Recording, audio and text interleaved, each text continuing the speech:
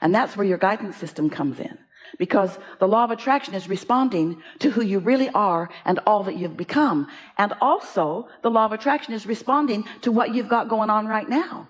So if you've asked for prosperity, but you're complaining about not having it, the law of attraction is responding to both versions of you, and you've got a tug of war going on inside of you that feels like doubt or worry or fear or not enoughness.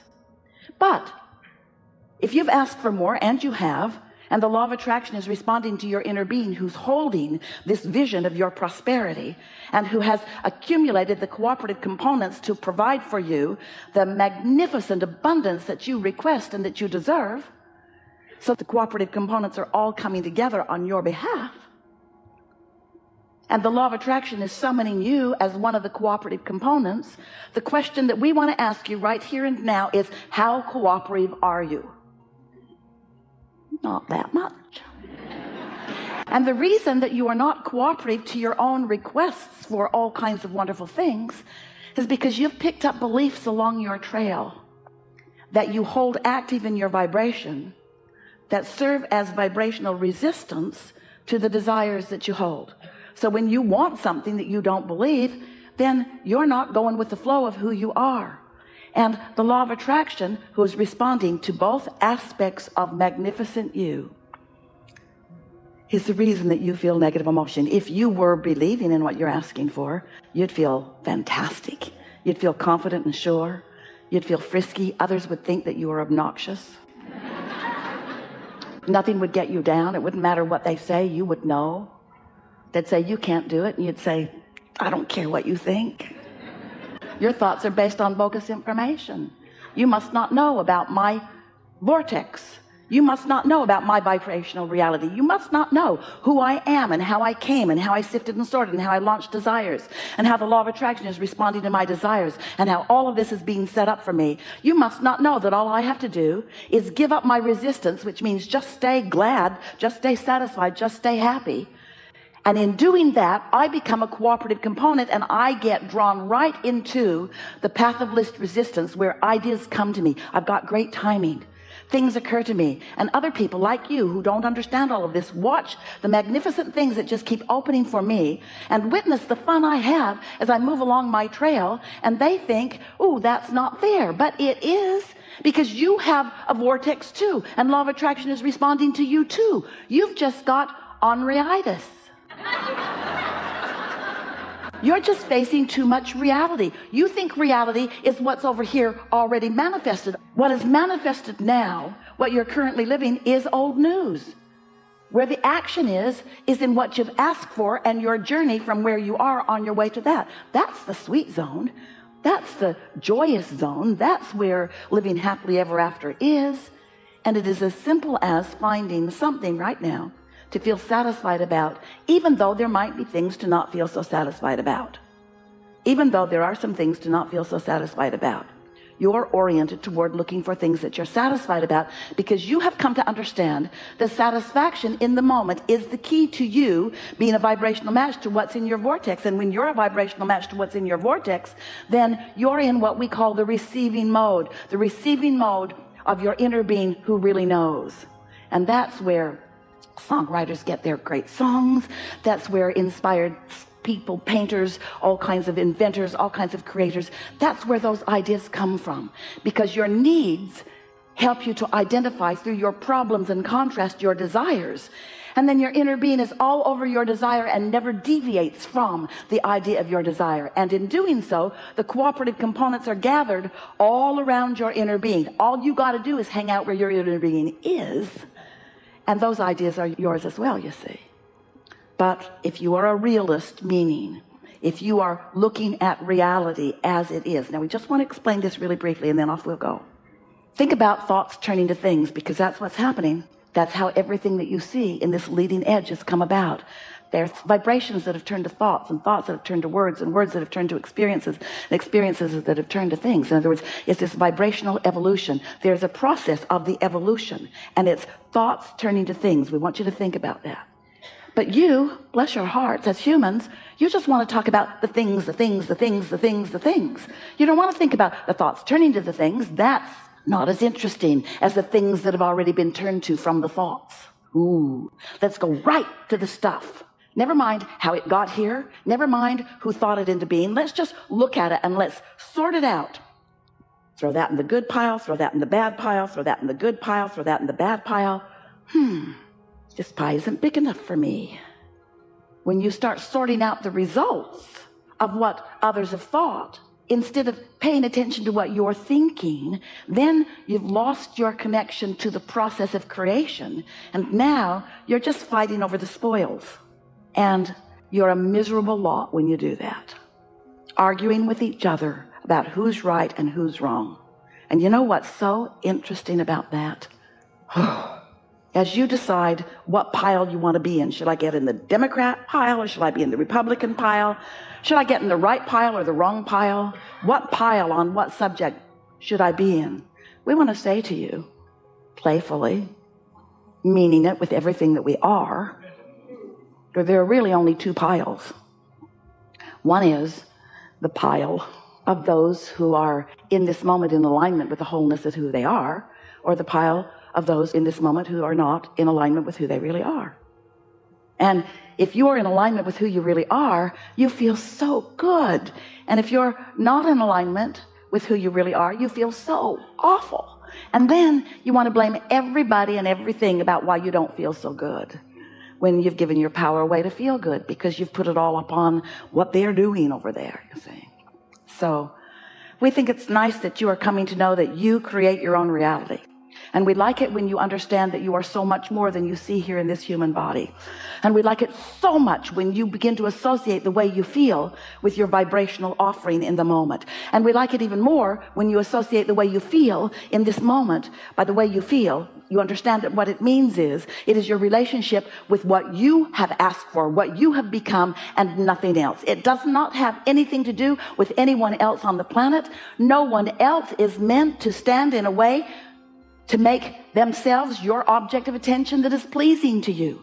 This conditional love that you are seeking is not working for you and will never work for you, because there is no other who is supposed to stand in some place and be all that you need them to be, so that all you have to do is lazily look at them and feel good. And yet that's what you say to most people. You say, oh, when I look over there, oh, I feel so good. You need to be more like that, so that when I look at you, I will feel better. And we say that conditional love, that conditional way of living may serve you for a moment, but it puts so much unfair pressure on others who cannot hold their place for your happiness. And it leads you to the most terrible of disadvantage, because if you're counting on any one of them who is here to find their own life experience, then you are disappointed, always disappointed, which is not in alignment with who you are. And then holding that vibrational frequency, you're not in the receiving mode of your source of everything that is wonderful. And then it just gets bleaker and bleaker. Really, the better it gets, the better it gets, the worse it gets, the worse it gets. Because if this universe is anything, it's a universe that responds to vibration and creates momentum immediately. Momentum is the basis of this law of attraction based universe. So you are always, as you are in your wake state, offering a vibration, which means you are always, while you are in your wake state, under the influence of something. In other words, whatever you're giving your attention to is the reason for the vibration you're offering. And the vibration that you're offering does have a relationship with the vibration that your inner being is offering. And so we like to call the receiving mode being under the influence of your own inner being and all that you've evolved to. But if we are really fair with our logic and with the words that Esther is finding, we must say you are always under the influence of something. And you can tell by the way you feel whether you're under the influence of the whole of who you are and all that you've become, or whether you're under the influence of some stream of consciousness that is going on in your physical world. You could be under the influence of CNN, or you could be under the influence of whatever you're giving your attention to. Esther just received a shipment from the printer of some wonderful things. She is finding ways to get them in your hands. She thought first about a bumper sticker, but she really doesn't like a bumper sticker on her bumper. And she didn't think it was a good idea for you to run around with a bumper sticker that said under the influence.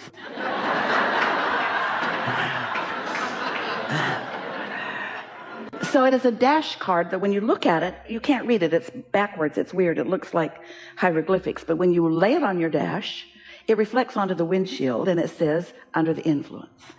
And Esther has hers on her car now because she wants to think about all day, every day, what she's under the influence of. Is she under the influence of her knowing? Is she under the influence of the part of her that knows about her worthiness? Is she under the influence of the part of her that loves easily and that gives others the benefit of the doubt? Or is she under the influence of some fearful, guarded attitude where she is wanting to protect herself from something?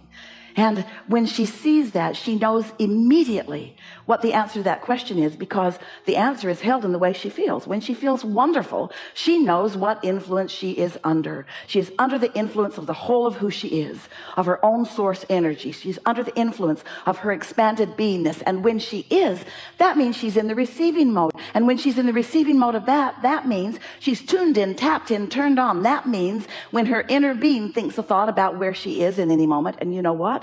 Your inner being is with you all day long, offering thoughts about where you are, about whatever you are about whoever you are with all day long. Your inner being knows you intimately and is with you always and is offering a vibrational presentation of knowledge about that.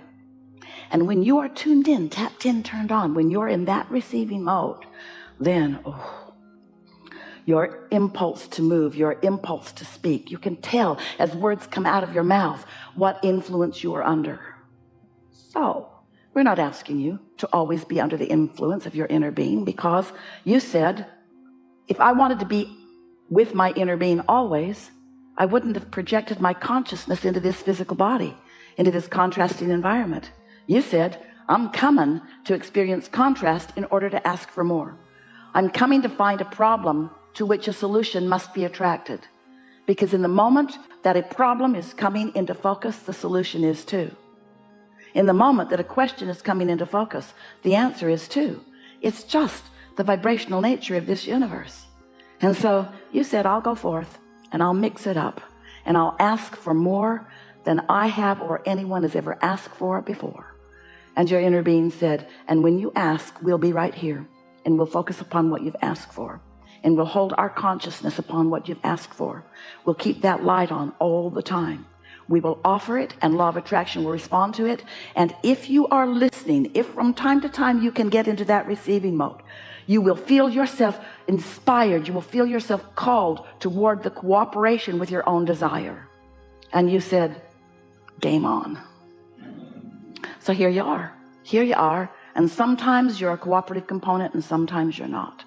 But always, always, always, now you know about your emotional guidance system. You can tell which you are doing in any moment in time. We want to say to you, you can't get it wrong. We also want to say to you, you can't get it wrong because you never get it done. Because anytime something feels off to you, you launch more rockets of desire.